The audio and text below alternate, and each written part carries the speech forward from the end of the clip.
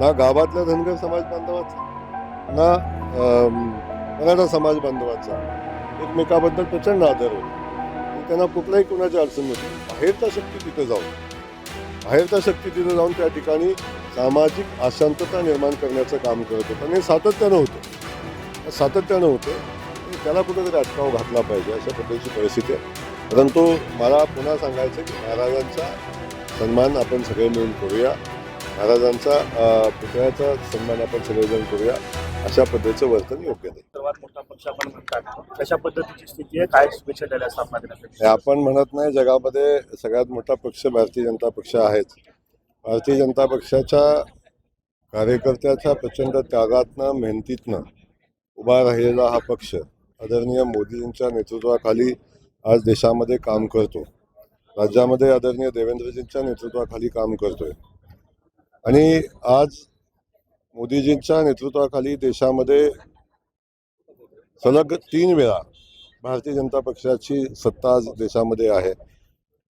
देशातल्या जवळजवळ 22 राज्यामध्ये आज भारतीय जनता पक्षाची सरकार काम करत आहेत आणि हे करत असताना महाराष्ट्रामध्ये सलग 3ऱ्या वेळी भारतीय जनता पक्षाचं सरकार काम करते आणि भारतीय जनता पक्षाच्या कार्यकर्त्यानं मेहनतीनं उभं केलेला हा पक्ष आमच्या नेतृत्वानं, खास करून देवेंद्रजींच्या नेतृत्वाखाली आज राज्यामध्ये काम करत असताना जनमनामध्ये विश्वास निर्माण केलेला आहे की भारतीय जनता पक्षच आपल्या राज्याला पुढे घेऊन जाऊ शकतो आणि भारतीय जनता पक्षच या राज्याच्या विकासाचं काम करू शकतो.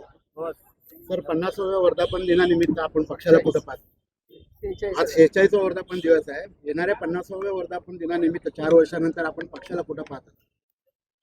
मी पक्षाला पाहतो की पुन्हा एकदा येणाऱ्या 4 वर्षानंतर भारतीय जनता पक्षाचा पंतप्रधान होताना पाहतोय.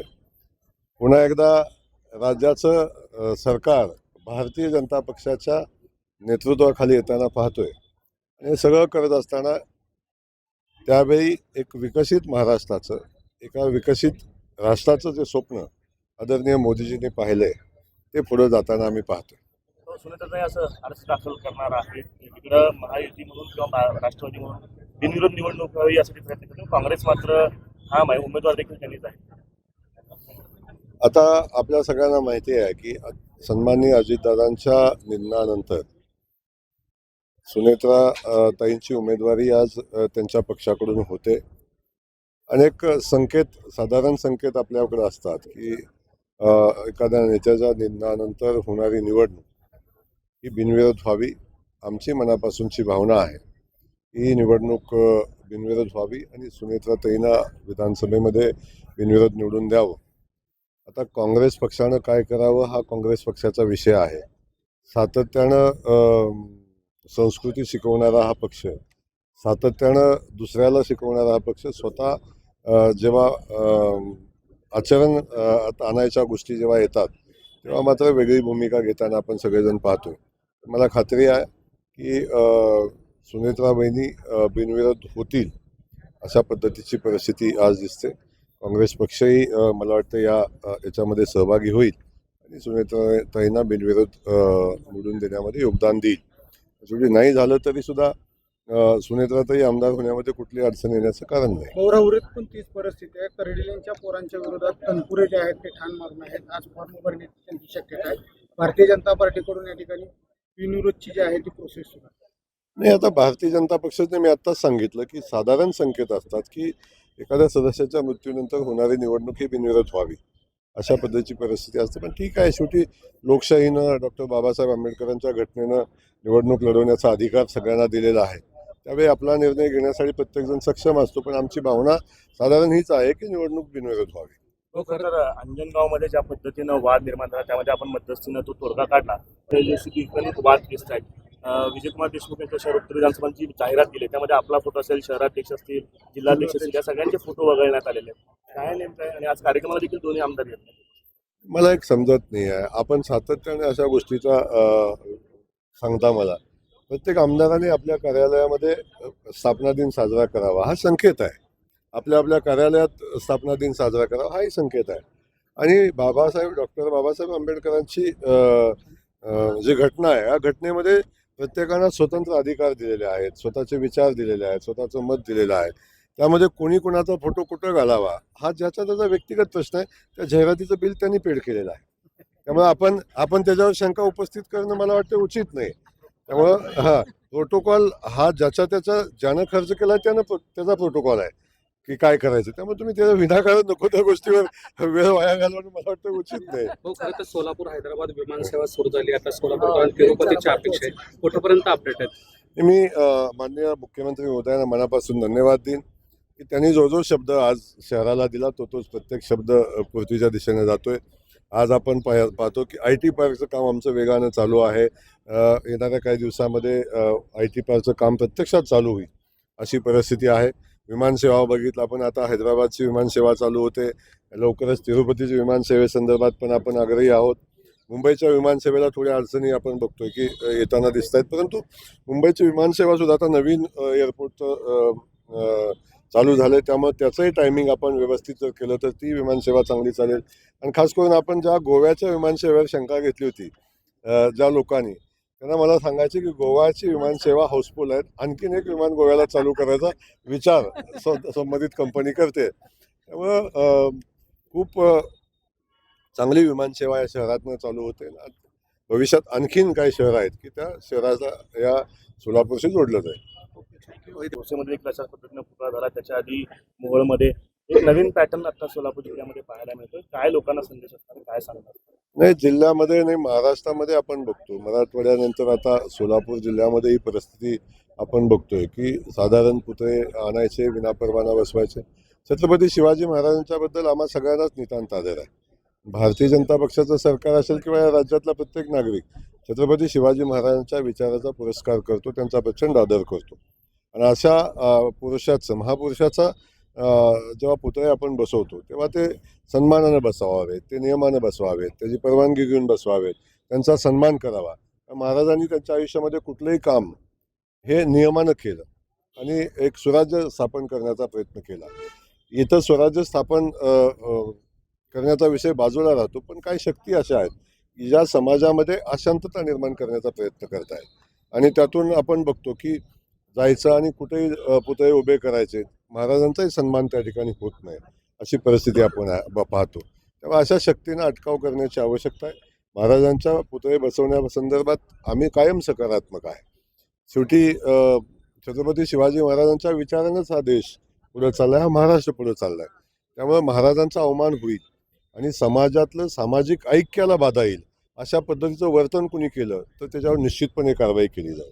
हे 100% चुकीचं आहे. आपण अंजनगावचा विषय बघितला की त्याही ठिकाणी आमचं म्हणणं होतं की महाराजांचा पुतळा उभा करण्याला गावाचा विरोध नाही आणि कुठल्या संस्थांचा विरोध नाही किंवा कुठल्या समाजाचा विरोध नव्हता. तो ज्या पद्धतीनं पुतळा आणून एखाद्या मंदिराच्या दारात आपण बसवला त्या गोष्टीलाचा विरोध लोकांचा होता. पण आम्ही खास करून मी सगळ्यांना, दोन्ही समाज बांधवांना किंबहुना सगळ्या जनतेला मनापासून धन्यवाद देईन. अंजनगावमध्ये आम्ही गेलो, धनगर समाजाची भूमिका समजावून घेतली, देवस्थानची भूमिका समजावून घेतली, आमच्या मराठा समाज बांधवांची भूमिका समजावून घेतली आणि योग्य तोडगा त्या ठिकाणी कुठला असू शकतो त्या तोडगा आम्ही काढला. आणि खास करून मराठा समाज बांधवांना गावातल्या मी मनापासून धन्यवाद देईन की त्यांनी सांगितलं की आम्हाला महाराजांचा पुतळा बसवायचा, तो इथंच बसला पाहिजे असं नाही. फक्त मोजणी करून जागा आमची क्लिअर झाली तर आम्ही योग्य ठिकाणी पुतळा बसवायला त्यांनी संमती दिली. आणि ना गावातल्या धनगर समाज बांधवाचा ना मराठा समाज बांधवांचा एकमेकाबद्दल प्रचंड आदर होता आणि त्यांना कुठलाही कोणाची अडचण नव्हती. पण बाहेरच्या शक्ती तिथं जाऊन त्या ठिकाणी सामाजिक अशांतता निर्माण करण्याचं काम करत होतं आणि सातत्यानं होते आणि त्याला कुठेतरी अटकाव घातला पाहिजे अशा पद्धतीची परिस्थिती आहे. त्यामुळे बघतो आपण की आता इथून पुढं ज्या पद्धतीचं वातावरण या महाराष्ट्रामध्ये निर्माण करण्याचा प्रयत्न केला जातोय, सामाजिक शांततेला धोका निर्माण करण्याचा प्रयत्न केला जातो, ही बाब गंभीर आहे. आणि इथून पुढं सरकार, खास करून देवेंद्रजींच्याही आमची चर्चा झाली आणि त्याही बाबतीत अगदी समाजामध्येही चर्चा आहे की अशा पद्धतीचं वर्तन योग्य नाही. बाळासाहेब आवारी पाटील यांनी हा पुतळा दिला होता, त्यांना अटक झालेली आहे. 14 दिवसांची न्यायालयीन आता कुणी काय केलं हा पोलीस तपासाचा भाग आहे. कुणी पुतळा दिला, कुणी बसवला, सातत्याने असे पुतळे आणून बसवणं आणि त्या ठिकाणी वाद निर्माण करणं हे काम कोण करते याचा तपास पोलीस करते. काहींची नावं समोर आलेली आहेत, काहींची नावं समोर येतील आणि तपासामध्ये अशा पद्धतीचं जे कार्य, अशा पद्धतीचं काम, सामाजिक शांतता बिघडवण्याचं काम, छत्रपती शिवाजी महाराजांचा पुतळ्याचा अवमान होतो अशा ठिकाणी, म्हणजे नियमबाह्य बसवणं, ते पुन्हा काढणं, पुन्हा हे करणं, याच्यात महाराजांचाही अवमान होतो. त्यामुळं अशा पद्धतीचं वर्तन करणं योग्यच नाही. जो छत्रपती शिवाजी महाराजांच्यावर प्रेम करतो तो असं करू शकत नाही. त्यामुळं अशा शक्तींना अटकाव करायला लागेल, अशांच्यावर कारवाई करायला लागेल, हे या निमित्तानं मी सांगेन. जरांगे पाटलांनी सुद्धा या संदर्भामध्ये जे पण असतील त्यांच्यावर कारवाई करा, पूर्ण माहिती घ्या सांगितलंय. त्यासोबत आपण काही निधीची तरतूद वगैरे केली का? नाही, बिलकुल एक समजून घ्या की जो माणूस छत्रपती शिवाजी महाराजांच्या विचारावर, महाराजांच्यावर प्रेम करतो, तो असं कृत्य कधीच करू शकत नाही. त्यामुळं रंगे पाटील साहेबांनी मांडलेली भूमिका असेल किंवा जो कोण भूमिका मांडतो त्या ठिकाणी आपण पाहिलं असेल की अशी कुणाचीच भूमिका नाही आहे. त्यामुळं अशा पद्धतीनं खास करून सोलापूर जिल्ह्यामध्ये आता कालची झालेली ही 9वी घटना आहे. त्यामुळे गंभीर आहे. मी आजच बैठक करतोय कलेक्टर महोदय, SP आणि सगळ्या प्रशासकीय यंत्रणांसोबत आजच मी बैठक करतोय. त्यांना सक्त सूचना आहे या निमित्तानं देतोय की अशा कोण शक्ती असतील त्याच्यावर कारवाई करायला लागेल. आम्ही महाराजांच्या विचाराचे पुरस्कर्ते आहोत. महाराजांचा पुतळा ज्या ठिकाणी बसवायचा ते आपण परवानगी घेऊ, सन्मानानं बसवून महाराजांचा सन्मान करू. त्यांना परवानगी मिळते असा एक समज झाला आहे की परवानगी मिळते, त्यामुळे ते पुढे बसवलं जातं. परवानगी दिली जाईल सरकारतर्फे. आता आपण पाहिलंय की अशा पद्धतीनं परवानगी मिळत नाही. परंतु मला पुन्हा सांगायचं की महाराजांचा सन्मान आपण सगळे मिळून करूया. महाराजांचा पुतळ्याचा सन्मान आपण सगळेजण करूया. अशा पद्धतीचं वर्तन योग्य नाही. काँग्रेसचे शहराध्यक्षांची निवडणूक पार पडते, मात्र काँग्रेसच्या कार्यकर्त्यांची मागणी प्रणिती शिंदेना शहराध्यक्ष करावं. समस्या आहे का ते काय? नाही. आता राष्ट्रीय नेत्याला आता तुम्ही कुठं कुठं आणणार आहे मला माहिती नाही. तिकडं त्या राष्ट्रीय अध्यक्ष व्हायचा विचार करतात आणि त्यांना तुम्ही आता शहराच्या अध्यक्षपदी आणून बसवताय. आता हे कसं गणित मला कळत नाही आहे, पण ठीक आहे. शेवटी कार्यकर्त्यांच्या भावना आहेत, त्यांनी अध्यक्ष व्हावं तर त्यांनी विचार करावा. कार्यकर्त्यांकडून प्रदेशाकडे असं पण भावना व्यक्त करायला कार्यकर्ते कोण आहेत याचाही विचार करावा. एकीकडे आपण भाजप सगळ्या कार्यकर्त्यांना एकत्र जाण्याचा